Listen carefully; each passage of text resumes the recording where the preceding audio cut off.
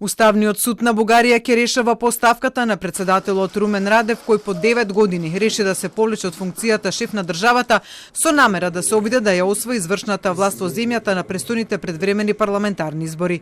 Изминатата година се почесто во политичките кругови во Бугарија се споменуваше неговата амбиција да застане на чело на државата, но како премиер, што Радев го потврди во обраќањето кој го имаше синоќа, најавувајќи ја својата оставка. Предстои ни битката за бъдещето на Отечеството и аз вярвам, че ще я водим заедно с всички вас.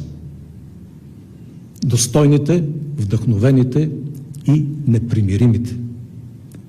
Готови сме, можем и ще успеем. Радев како причина за својата одлука ја наведе подчинетоста на бугарската политика и политичари на олигарсите, велејќи дека бугарската политика се одвива надвор од институциите. Днешната политическа класа предаде надеждите на българите в компромиси с олигархията. 2/3 вече не гласуват и е нужен нов обществен договор.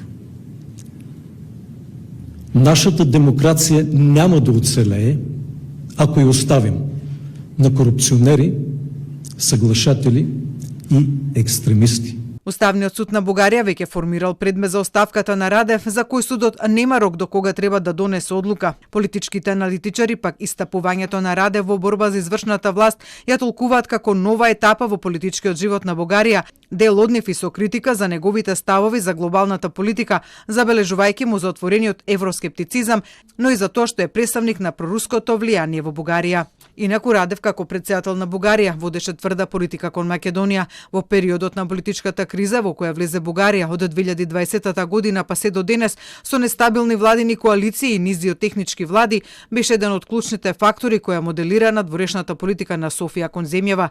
Токму тој на самитот на Европската унија и Западен Балкан во Брдо Бриони во 2021 година ги испорача бугарските барања за кревањето на вето кон Македонија, именувани како 5+1, меѓу кои беше и впишувањето на бугарите во уставот, што една година потоа и се реализираше како услов за старт на преговорите на земјава со Европската унија, верификувано со преговарачката рамка.